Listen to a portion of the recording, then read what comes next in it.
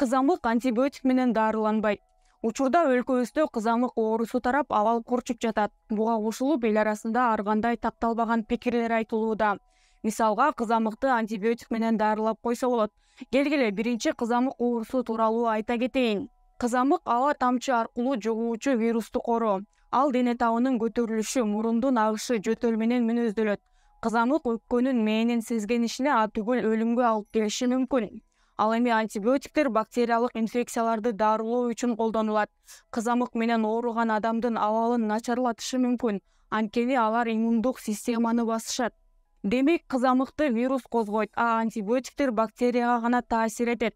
Ошондуктан кызамыкты дарылоодо антибиотиктер натыйжасыз. Бирок, кызамыктын кесепеттерин же татаалдануусун антибиотиктер менен дарыласа болот.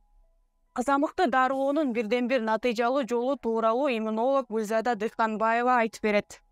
Дарылоо симптоматический деп коет, жөтөл болсо жөтөлүн, пневмония болуп кетсе пневмонияны дарылайт.